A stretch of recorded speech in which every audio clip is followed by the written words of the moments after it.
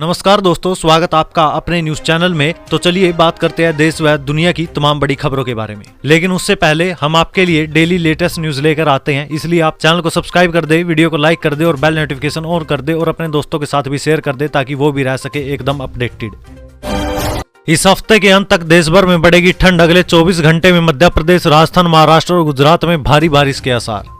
देश में सर्दी ने दस्तक दे दिया। मध्य प्रदेश, राजस्थान, महाराष्ट्र, गुजरात और तमिलनाडु के कई शहरों में रविवार देर रात बारिश हुई थी। कुछ राज्यों में बारिश अभी भी जारी है। इसके चलते इन राज्यों में अचानक से ठंड बढ़ गई है। राजस्थान में दिन का पारा 8 डिग्री और दिल्ली में 10 डिग्री तक लुढ़क गया है। वहीं जम्मू कश्मीर के श्रीनगर में रविवार को तापमान 0 डिग्री दर्ज किया गया। इसके एक दिन पहले यहाँ पारा 0 से भी 1 डिग्री नीचे था। मौसम विभाग ने मध्य प्रदेश, राजस्थान, महाराष्ट्र और गुजरात में अगले 24 घंटे में भारी बारिश की आशंका जताई है। यहाँ ऑरेंज अलर्ट जारी किया गया। दिल्ली, यूपी, उत्तराखंड और देश के दक्षिणी राज्यों में अगले 2-3 दिन बारिश की आशंका है। आईएमडी ने इसी हफ्ते के अंत तक देश भर में ठंड बढ़ने की संभावना जताई है।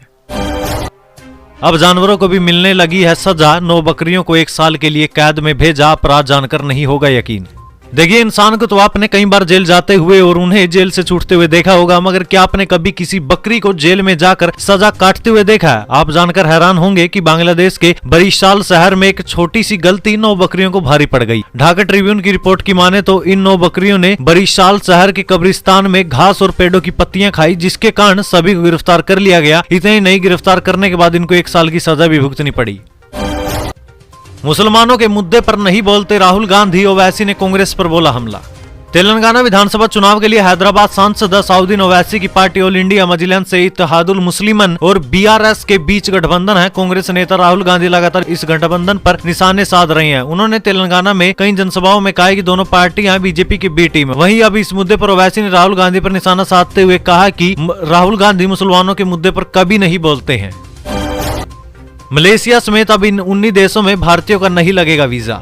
देखिए, अब भारतीय नागरिकों को 19 देशों में प्रवेश के लिए वीजा लेने की जरूरत नहीं है। अगर आपके पास पासपोर्ट है तो इन 19 देशों की यात्रा बिना वीजा आप कर सकते हैं। इसके अलावा विदेश मंत्रालय की वेबसाइट के अनुसार 26 देशों में भारतीयों के लिए वीजा ऑन अराइवल की सुविधा है। 25 देशों के लिए वीजा लेना पड़ेगा और 11 देशों में प्रवेश के लिए वीजा ऑन अराइवल या ई वीजा दोनों में से कोई एक विकल्प चुना जा सकता है। तो चलिए अब आपको बताते हैं कौन से हैं वो 19 देश जहाँ भारतीयों को वीजा नहीं लेना होगा। उनमें शामिल है Barbados, Bhutan, Dominica, Grenada, Haiti, Hong Kong, Maldives, Mauritius, Montserrat, Nepal, Niue Island, Saint Vincent and the Grenadines, Samoa, Senegal, Serbia, Trinidad and Tobago, Thailand, Sri Lanka और मलेशिया। मानहानि केस में राहुल गांधी 16 दिसंबर को तलब। सुल्तानपुर की एमपी एमएलए कोर्ट का फैसला। 5 साल पहले अमित शाह के खिलाफ दिया था आपत्तिजनक बयान। कांग्रेस सांसद राहुल गांधी के खिलाफ मानहानि मामले में सोमवार को सुल्तानपुर की मध्य प्रदेश एमएलए कोर्ट ने सुनवाई की।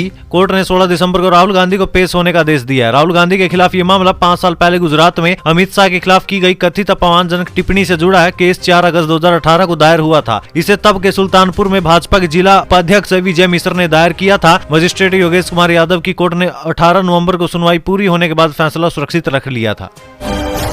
चीन में फैल रही है फेफड़े फुलाने वाली रहस्यमयी बीमारी कोरोना जैसी संक्रामक, क्या भारत में भी फैलेगी?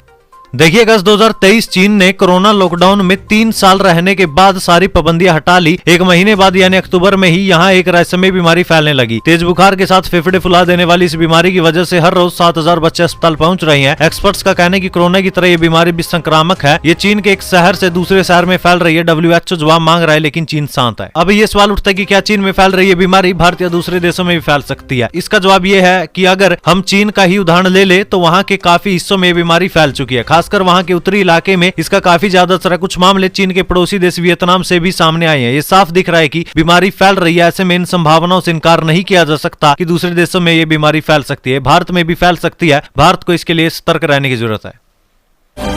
बिहार में 65% आरक्षण को पटना हाईकोर्ट में चुनौती। याचिकाकर्ता की दलील, ये मौलिक अधिकारों का हनन। बिहार में आरक्षण की सीमा बढ़ाए जाने को पटना हाईकोर्ट में चुनौती दी गई है। याचिकाकर्ता की दलील है कि ये मौलिक अधिकारों का हनन है। एडवोकेट जनरल ऑफिस में याचिका लगाई गई है। इस ऑफिस से ये जानकारी दी गई है। बिहार सरकार ने हाल ही में सरकारी नौकरी और स्कूल संस्थानों में पिछड़ा, अति पिछड़ा, दलित और महादलित को मिलने वाले 50% आरक्षण को बढ़ाकर 65% कर दिया। आर्थिक रूप से पिछड़ी अगड़ी जातियों को 10% आरक्षण अलग से मिल रहा है। इस तरह राज्य में अब आरक्षण का कुल दायरा 75% पहुंच चुका है। ममता बनर्जी ने नहीं काटा अडानी का पत्ता। हजारों करोड़ के प्रोजेक्ट का अभी भी हिस्सा। कारोबारी गौतम अडानी और पश्चिम बंगाल सरकार ताजपुर में डीप सी पोर्ट प्रोजेक्ट पर साथ काम कर रही है। मुख्यमंत्री ममता बनर्जी सरकार में मंत्री शशि पांजा ने साफ कर दिया कि अडानी समूह प्रोजेक्ट से बाहर नहीं हुआ है। दरअसल राज्य में हाल ही में हुए शिखर सम्मेलन में अडानी नहीं पहुंचे थे, जिसके बाद से इस तरह के कयास लगने लगे थे। राजधानी कोलकाता में एक प्रेस कॉन्फ्रेंस के दौरान पांजा ने कहा कि बंगाल और अडानी ताजपुर प्रोजेक्ट के लिए साथ काम कर रहे हैं, जिसके लिए केंद्रीय गृह मंत्रालय की तरफ से भी सशर्त मंजूरी मिल गई है। गृह मंत्रालय, रक्षा मंत्री ने कई स्पष्टीकरण मांगे हैं। फिलहाल हमारी सरकार और अडानी समूह इन मुद्दों पर साथ काम कर रहे हैं। जिन लोगों को जानकारी नहीं है वे स्वाभाविक रूप से बकवास करेंगे। वो संत नहीं आतंकवादी है। फतेहपुर पहुंचे स्वामी प्रसाद मौर्य ने किसके लिए कही ये बातें। सपा के राष्ट्रीय महासचिव स्वामी प्रसाद मौर्य ने कहा है कि नाक कान काटने की बात करने वाले संत नहीं आतंकवादी हैं। पीएम मोदी व सीएम योगी पर हमलावर होते हुए इन्होंने अनुसूचित जाति व पिछड़े वर्ग के आरक्षण को समाप्त करने की तैयारी की है। सरकारी विभागों को खत्म करने की साजिश कर रहे हैं। इतना नहीं, देश की सबसे प्रतिष्ठित सिविल परीक्षा पर सेंध लगाकर 350 लोगों को बिना परीक्षा के आईएएस बना दिया। यह प्रतिभाओं के साथ धोखा है। स्वामी प्रसाद नहर कॉलोनी के मैदान में आयोजित बौद्ध महोत्सव को संबोधित करने पहुंचे थे। बीजेपी के हैदराबाद का नाम बदलने के बयान पर ओवैसी का पलटवार, बोले भाजपा की विभाजनकारी राजनीति। असाउद्दीन ओवैसी ने सोमवार को भाजपा द्वारा तेलंगाना विधानसभा चुनाव में पार्टी के सत्ता में आने पर हैदराबाद का नाम बदलकर भाग्यनगर करने के बयान पर पलटवार किया। ओवैसी ने कहा कि आप हैदराबाद से नफरत करते हैं, इसलिए नाम बदलना उस नफरत का ही प्रतीक है। हैदराबाद हमारी पहचान है, आप इसका नाम कैसे बदलेंगे। ओवैसी ने कहा कि उनसे पूछे कि ये भाग्यनगर कहाँ से आया, उनसे पूछे कि यहाँ कहाँ लिखा गया है। वे सिर्फ है यहाँ नफरत की राजनीति करने आए हैं। उन्होंने आगे कहा कि हैदराबाद का नाम बदलने का वादा भाजपा की विभाजनकारी राजनीति का ही प्रतीक है और मुझे उम्मीद है कि हैदराबाद और तेलंगाना की जनता उन्हें करारा जवाब देगी। कनाडा में मंदिर के बाहर नारेबाजी करने से गुस्साए हिंदुओं ने खालिस्तान समर्थकों को खदेड़ा।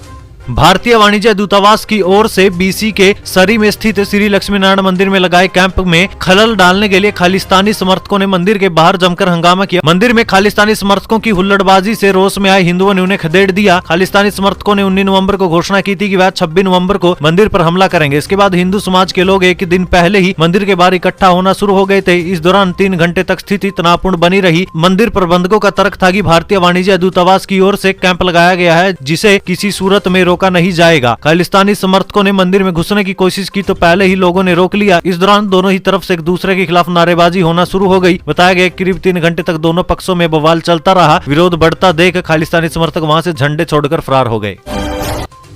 भाजपा का धार्मिक कार्ड नहीं चला, सीएम गहलोत बोले कांग्रेस स्पष्ट बहुमत के साथ सरकार बनाएगी। राजस्थान के मुख्यमंत्री अशोक गहलोत ने सोमवार को फिर से विश्वास जताया कि विधानसभा चुनाव के लिए मतदान होने के बाद अब 3 दिसंबर को होने वाली मतगणना में कांग्रेस को स्पष्ट बहुमत मिलेगी। उन्होंने आरोप लगाया कि भाजपा नेताओं ने प्रचार अभियान में भड़काऊ भाषा का इस्तेमाल किया और धर्म कार्ड चलाने की कोशिश की, लेकिन लोगों ने उन्हें खारिज कर दिया। सोमवार को जयपुर में सीएम गहलोत ने मीडिया में कहा कि उनके केंद्रीय नेताओं की भाषा तो दंगे भड़काने वाली थी, लेकिन जनता ने उनकी परवाह नहीं की। जनता उनके बहकावे में नहीं आई।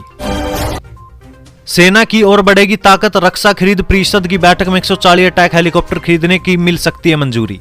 सेना की ताकत जल्द ही और बढ़ने वाली है। रक्षा मंत्री राजनाथ सिंह की अध्यक्षता में 30 नवंबर को रक्षा खरीद परिषद की बैठक होनी है। इस बैठक में सेना के लिए 140 अटैक हेलीकॉप्टर खरीदने की मंजूरी मिल सकती है। ये सौदा 45,000 करोड़ का होगा। थल सेना को 90 और वायु सेना को 55 हेलीकॉप्टर मिलेंगे। हेलीकॉप्टर एचएएल ने बनाए हैं और सेना की जरूरतों के मुताबिक तैयार किया गया है। ये रेगिस्तान से लेकर सियाचिन और पूर्वी लद्दाख में भी ऑपरेट कर सकता है। इस हेलीकॉप्टर का नाम प्रचंड है। इकलौता अटैक हेलीकॉप्टर जो 16,400 फुट पर उतर सकता और उड़ भी सकता है। ये 50 फुट से ज्यादा लंबा और 15 फुट के करीब ऊंचा है। हेलीकॉप्टर हथियार और मिसाइल के साथ 5.8 टन वजन के साथ उड़ सकता है। इसकी स्पीड 268 किलोमीटर प्रति घंटा है। इसमें 2 इंजन लगे हैं और 2 पायलट होते हैं।